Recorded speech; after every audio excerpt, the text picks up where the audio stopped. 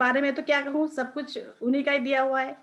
फिर उसके बाद राष्ट्रपिता ज्योतिबा फूले, माता सावित्रीबाई फूले, ऐसे अनेक महान ऐसे लोग हुए जिन्होंने इस परंपरा को आगे जारी रखा और अपनी मैत्री की उनके उनसे हमने जो है मैं प्रेरणा लेनी चाहिए कि उनके कितनी उन्होंने अपने लोगों के समक्ष उन्होंने अपनी मैत्री को रखा। इसके बाद भी कई इस तरह के लोग आए, कबीरदास आए, उन्होंने भी बहुत सारी इस तरह की बातें मैत्री के ऊपर कही, हालाँकि उनका कहने का ढंग अलग था, उनकी बातें अलग थी, लेकिन उन्होंने भी इस बात पर जोर दिया। तो इस प्रेरणा से ही हम अपना आध्यात्मिक जीवन जीने का हम आगे प्रयास करते हैं और मैत्री के विकास से ही हमारे आध्यात्मिक जीवन की नींव और गहरी होती जाती है। और यह सार्वभौम मैत्री इस सार्वभौमिक भौम मैत्री के विकास से ही हम बाबा साहब के कार्य को हम आगे ले जा सकते हैं। और जैसे उनका सपना था कि एक भारत, एक प्रबुद्ध भारत बने, तो हम सब मिलकर ऐसा अगर एक स्वर्ण जाल बनाते हैं, जैसा जी भंते जी ने बताया, तो हम सचमुच में उनके सपनों को हम पूरा कर सकते हैं। और सही में जो उन्होंने हमें मंत्र दिए हैं कि स्वतंत्रता, समता और बंधुता, तो बिना धम्म के, बिना मैत्री के, तो जैसे ऐसे होता है ना, कुछ निर्जीव होती है कुछ चीज़ें, कुछ बातें बस कहने के लिए होती हैं, कुछ तत्व ऐसे होते हैं जो बस रटते रहते हैं लोग।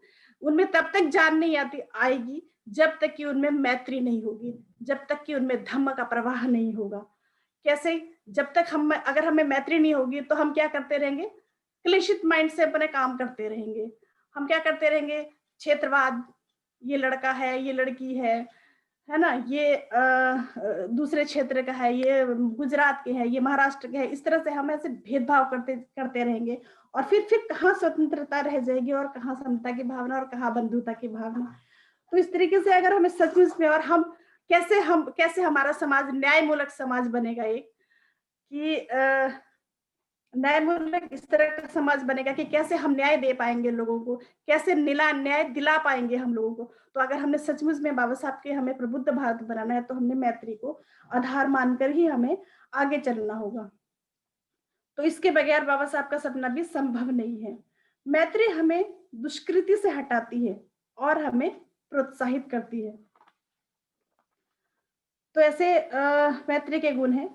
इसके साथ ही बाबा साहब ने भगवान बुद्ध और उनका धम्म के तृतीय कांड के 5वें भाग में बाबा साहब ने कुछ भिक्षुओं के साथ जो बुद्ध की बातचीत हो रही थी, बुद्ध का जो वार्तालाप था, वो उन्होंने लिखा है और उसमें मैत्री का बहुत ही उन्होंने सुंदर वर्णन किया है।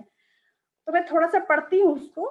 तो उन्होंने लिखा है कि भिक्षुओं, मैत्री की धारा हमेशा प्रवाहित रहनी चाहिए। तुम्हारा मन पृथ्वी की तरह दृढ़ हो, वायु की तरह स्वस्थ हो और गंगा नदी की तरह गंभीर हो। यदि तुम मैत्री का अभ्यास रखोगे, तो तुम्हारे साथ कैसा भी अप्रीतिकर व्यवहार हो, तुम्हारा मन विचलित नहीं होगा, क्योंकि विरोधी लोग शीघ्र ही थक जाएंगे। तुम्हारी मैत्री विश्व की तरह व्यापक होनी चाहिए और तुम्हारी भावनाएं असीम होनी चाहिए, जिसमें कहीं भी द्वेष का लेश भी ना हो। मेरे धम्म के अनुसार करुणा ही पर्याप्त नहीं, बल्कि आदमी में मैत्री भावना होनी चाहिए। तो ऐसा उन्होंने अपनी बुक किताब में लिखा है। तो लेकिन होता क्या है कि कई बार मैं अपने धम्म भाई-बहनों को ये बताना चाहती हूँ कि कई बार क्या होता है कि हम जो है ये अभ्यास पढ़ते भी हैं, तत्वों का भी पालन करते हैं, लेकिन सब कुछ ऊपरी तौर पर हम ये सब बातें करते रहते हैं। जैसे हमारे धम्माचार्य हमें एक कहानी सुनाती है कि एक महिला होती है, थोड़ी-सी सही समय लूँगी मैं। एक महिला होती है और उसकी एक दासी होती है, मतलब उसकी एक नौकरानी होती है। तो महिला जो थी वो बहुत ही प्रसिद्ध थी इस बात के लिए कि भई वो तो बहुत ही शांत महिला है, कभी उसको गुस्सा नहीं आता है और कितनी अच्छी उसकी आवाज़ है, कितनी विनीत उसका स्वभाव है। तो ऐसी उसकी ख्याति थी। तो एक दिन नौकरानी ने सोचा कि सचमुच में ऐसा है भी या फिर वो वैसी ही बातें हैं, सच भी है कि नहीं, तो चलो इस आज मुझे अपनी मालकिन को थोड़ा आज़मा के देखना चाहिए। तो अगले दिन वो थोड़ा देर से उठी। तो देर से उठी तो उसने कहा कि भई काली था उसका नाम नौकरानी का, काली। तो उसने कहा, काली, तुम उठी नहीं अभी तक? तो उन्होंने तो काली ने कहा कि हाँ, कोई बात नहीं है, उठ जाती हूँ। उठ गई। तो फिर जो मालकिन थी, मतलब जो वो महिला थी, विनम्र महिला, वो बस के कुछ ना कहते हुए ऐसे चली गई। फिर दूसरे दिन फिर से काली ने फिर से ऐसा ही किया कि वो थोड़ा और देर से उठी, और फिर देर से उठी तो फिर मालकिन आई और बड़बड़ाते हुए बोली कि क्या ये कोई समय है उठने का? तुम अभी तक उठी नहीं हो, क्या हुआ है? तो काली बोली कि कोई बात नहीं मैडम, कोई बात नहीं, कुछ नहीं हुआ ऐसे। तो वो फिर थोड़ा कुछ नाराज़ होते हुए, आँखें दिखाते हुए चली गई। और तीसरे दिन फिर ऐसे ही हुआ कि काली ने क्या किया कि वो दोबारा और थोड़ा ज़्यादा और देर से उठी। तो क्या हुआ कि उस दिन वो बहुत तेज़ी से गुस्से में आई और काली कहते हुए, "काली तुम उठी नहीं है अभी तक?" और उसके ऊपर बहुत तेज़ से गुस्सा करते हुए और उसके एक डंडा उठा के उसके सिर पे मार दिया।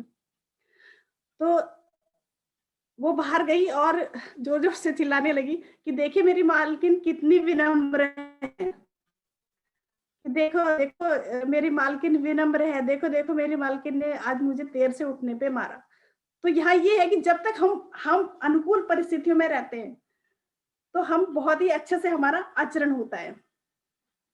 लेकिन जैसे ही परिस्थितियाँ विपरीत आती हैं, तो क्या होता है कि सही में हमारे अंदर से कुछ चीज़ें निकलनी शुरू हो जाती हैं। तो यहाँ पर सवाल ये है कि हम उन चीज़ों को हम देख देख पाते हैं या नहीं देख पाते हैं। तो ये कहानी बताती है कि प्रतिकूल परिस्थितियों में भी हमें कैसे अपने ऊपर काम करना चाहिए। तो ये कहानी मेरी खत्म हुई और आगे विशुद्धि मार्ग में भी मित्रता के बहुत सारे फायदे बताए गए हैं। मैत्री करने वाला व्यक्ति सुख की सुख की नींद सोता है और वह सुख के से जागता है। मैत्री करने वाले को बुरे सपने नहीं आते, वह सबका प्रिय बन जाता है। और फायदे हैं मैत्री के, मैत्री करने से चेहरे पर तेज आता है, व्यक्ति की एकाग्रता बढ़ती है और सबसे बड़ी बात कि उसे सुखपूर्वक मृत्यु आती है। ऐसा व्यक्ति विशुद्धि मग में ऐसा मैत्री के बारे में बताया गया है। तो मैत्री की बहुत ऐसी ऐसी बातें हैं मैत्री की, कि मैत्री की बातें सही में सही पूछो तो हम बहुत सारे तत्व ज्ञान की बात तो करते हैं, लेकिन जब हम उसका अनुभव करते हैं, तब हमें उसका उसका महसूस होता है, उसका अनुभव आता है, तब हमें पता चलता है कि मैत्री कितनी बड़ी चीज़ है। तो मैत्री का भंते जी ने मैत्री की कुछ विशेषताएँ भी बताई हैं। मैत्री के विकास से हमें ड्राइनेस यानी शुष्कता नहीं आती। बहुत बार हम क्या करते हैं कि बहुत धम आचरण करते हैं, अनित्यता पढ़ते हैं, 3 लक्षण पढ़ते हैं और बहुत सारे ऐसे ध्यान भी करते हैं, तो हमें शुष्कता आने लगती है। तो मैत्री क्या करती है? तो मैत्री उसको बैलेंस करती है। मैत्री करने से आनंद प्रदान होता है। भावनिक रूप से हमें अधिक उदार और संवेदनशील बनाती है मैत्री। हमारे मन में बंधी गांठों को खोलकर हमारी बंदिस्त ऊर्जा को सतत प्रवाह में लाती है मैत्री। मैत्री की मुख्य विशेषता है कि व्यक्ति, पशु या किसी भी अन्य जीवों के सुखों, हितों और समृद्धि के प्रति बड़ी ही गहराई से व्यक्त होने वाली ऐसी उत्कृष्ट भावना है मैत्री। जब हमारे मन में किसी के प्रति मैत्री उत्पन्न होती है, तब हम केवल उसके सुखी होने की कामना ही नहीं करते, बल्कि उसके वास्तविक कल्याण की भी हम कामना करते हैं। जब हम मैत्ता महसूस करते हैं, तो इसका अर्थ है कि हम स्वयं से बाहर निकलकर दूसरे जीवों तक जाएं और उनकी मदद करें तथा दिन प्रतिदिन उनके प्रति हम अपनी सदिच्छा व्यक्त करें। मैत्री भावना के साथ हमें आजीवन हल्का और खुलापन लाना चाहिए। साथ ही हमें जो आध्यात्मिक अनुभव आते हैं, उसे हमने केवल स्वयं के लिए ही नहीं रखना चाहिए, बल्कि उसे अपने मित्र के साथ भी हमें साझा करना चाहिए। जब हम अपने मित्र से मिलते हैं, यानी कल्याण मित्र में से मिलते हैं या संपर्क में आते हैं, तो बिना बोले ही हम बहुत सारी बातें ऐसे हम एक दूसरे की सुन लेते हैं। यानी मन से मन का यानी इतना गहरा जुड़ाव होता है,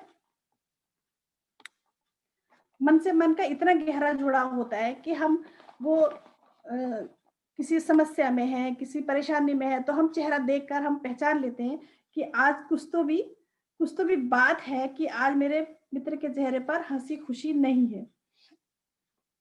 तो ऐसा हमारा जुड़ाव होता है।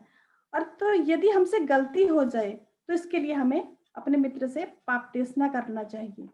पाप देशना और पुण्यानुमोदन दोनों ऐसी बातें हैं दोनों ऐसी बातें हैं जो आध्यात्मिक आचरण के लिए वो बहुत ही आवश्यक है।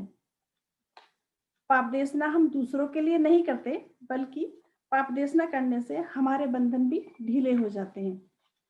मैत्री विकसित करने के लिए त्रिरत्न बौद्ध महासंघ ने मैत्री भावना के साथ-साथ एक और विशेष प्रकार की वर्कशॉप कराई जाती है। हमारे धम्माचारिणी उपाध्याय करुणामयी जी एक बहुत ही बढ़िया वर्कशॉप लेती हैं, कभी मौका मिले तो सबको करना चाहिए वो। तो वो ऐसे मैत्री का स्राव कराती हैं कि संपर्क स्राव कहते हैं उसे। धम्माचारी लोग जानते हैं शायद से। तो आमने-सामने बिठाती हैं वो, कि किसी भी अनजान को आमने-सामने बैठाती हैं और फिर वो संपर्क स्राव इस तरह से कराती हैं कि हमें उनकी उनकी आँखों में आँखें, एक-दूसरे की आँखों में आँखें डाल के देखना होता है कि और उसको जानना होता है। तो इस तरीके से मतलब उसके कैसे वो मेरी तरह ही वो भी दुखों से जन्मी है, तृष्णा से जन्मी है। मेरी तरह वो उसके जीवन में भी दुःख है, मेरी तरह उसके जीवन में भी आनंद है। तो जैसे दुःख मुझे होते हैं, वैसे ही उसको भी होता है। जैसे कोई बात मुझे बुरी लगती है, मेरे मन में प्रतिक्रिया आती है, वैसे ही उसके मन में भी प्रतिक्रिया आती है। तो स्वयं से निकलकर सामने वाले अपने मित्र को उसी तरीके से देखना जैसे कि मैं हूँ, ये बहुत बड़ी बात है और बहुत ही बढ़िया ये संपर्क स्राव होता है।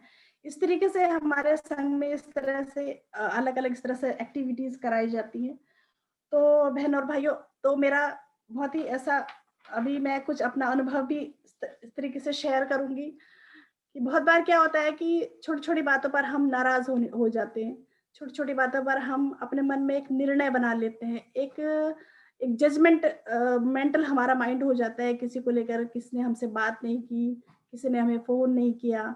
तो या इस तरह की कुछ बातों को लेकर कुछ बातें, कुछ गाँठें हम अपने मन में बना लेते हैं। तो तो मेरा ऐसा अनुभव है कि उस समय पर हमें थोड़ा धैर्य से काम लेना चाहिए अपने मित्र के प्रति।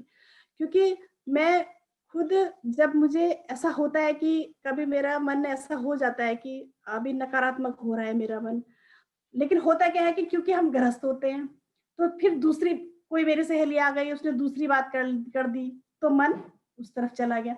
फिर कोई और तीसरा आ गया तो तीसरी तरफ चला गया मन। तो हम अपनी भावनाओं के साथ, अपनी भावना चाहे वो नकारात्मक है, चाहे वो सकारात्मक है, तो उसके साथ हम ठहर नहीं पाते कभी। तो मुझे क्या लगता है, मैं क्या क्या करती हूँ कि थोड़े समय के लिए खुद को साइड करती हूँ। मेरा ऐसा अनुभव है, मतलब मैं ऐसा करती हूँ, मैं नहीं कहती कि औरों के लिए उनको करना चाहिए, उनको उनकी अपनी समझ हो सकती है।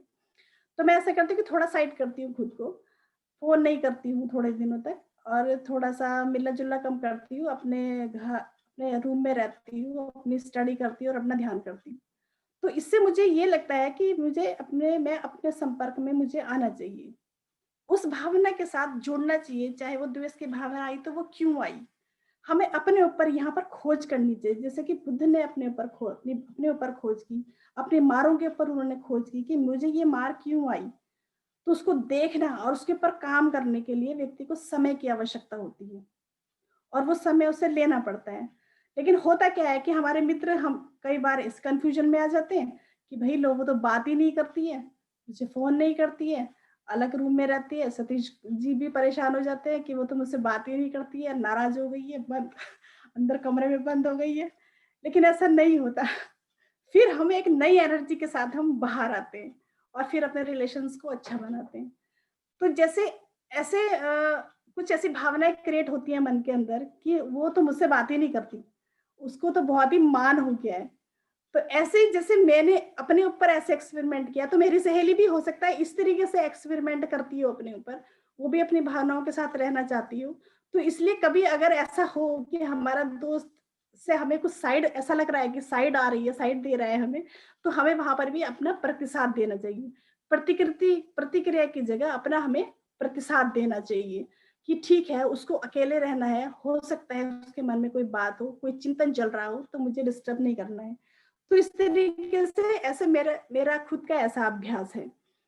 तो इसीलिए मुझे लगता है कि संघ में बताया जाता है कि एकांतवास करना चाहिए हमें और ब्रह्मचारी लोग 1-1 महीने का एकांतवास करते हैं। लेकिन हम गृहस्थी हैं, अभी हम उस तरह की हमारी परिस्थिति नहीं होती कि हम लंबे समय के लिए एकांतवास में जाएँ। लेकिन ये छोटे-छोटे 1-2 दिन के एकांतवास मुझे लगता है कि मेरे लिए तो बड़े प्रभावशाली होते हैं। तो आगे ये मेरा अनुभव था। इसके बाद मैं याद करूँगी आज ज़रूर अपने ब्रह्मचारी बोधिसागर जी को और वो बहुत कुछ सिखाते थे और वो कहते थे कि चीज़ों को एक ही साइड से मत देखो। चीज़ों को हर तरीके से हमें देखना चाहिए। चीज़ों को कैसे देखना चाहिए? 3D से देखो, 4D से देखो, 5D से, 6D से देखो। यानी कि उसको उसको हर तरीके से देखो।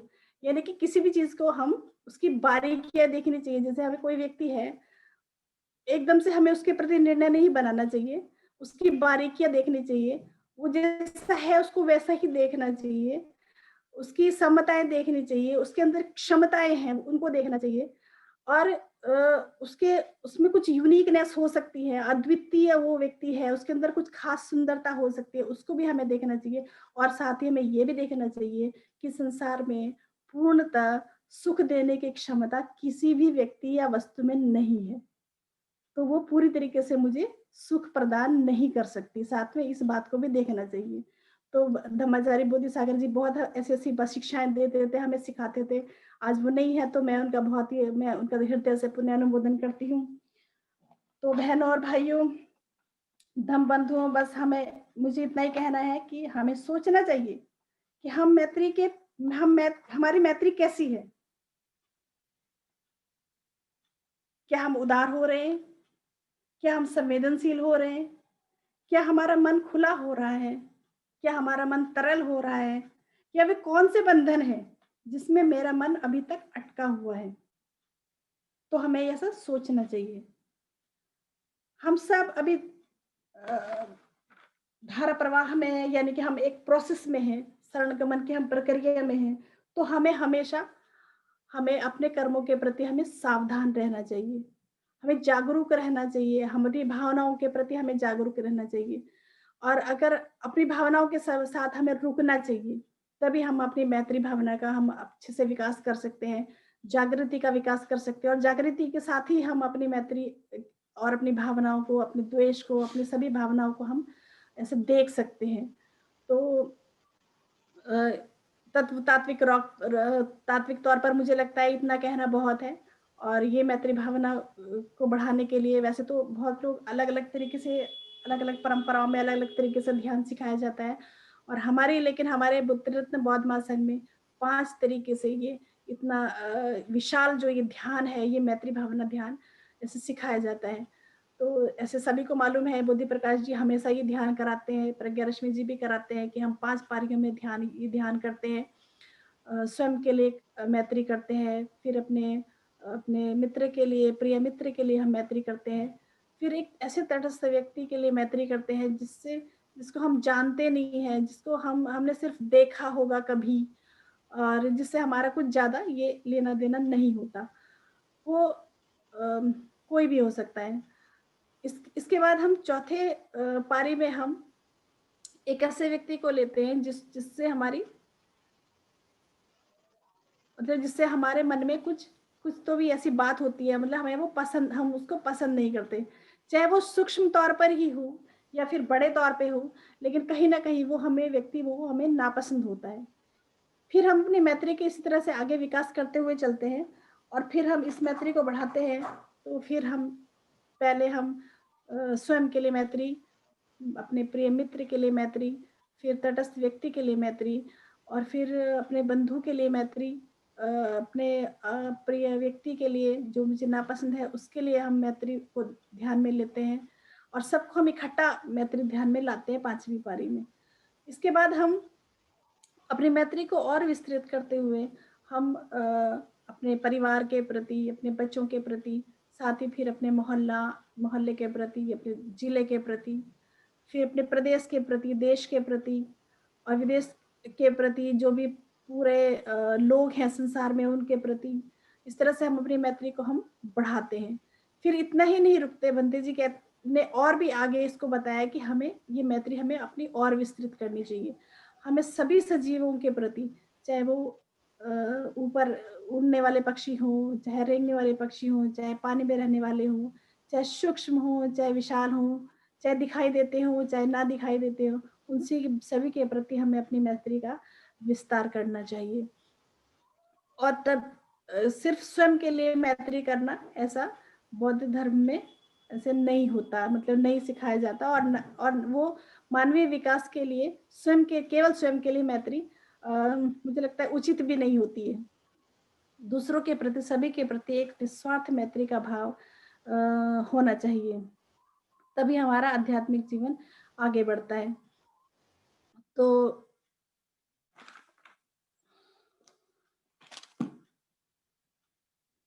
बुद्धि प्रकाश जी, टाइम हो गया मुझे लगता है मेरा। यस यस जी, तो अब हम मैत्री भावना ध्यान करेंगे। तो अब मैं अपनी इन्हीं सभी बातों को विराम देते हुए सभी को शुभेच्छा देती हूँ, और सभी सुखी रहें, सभी मैत्रीपूर्ण रहें, और सभी को नमो बुद्धाय, जय भीम। बहुत बहुत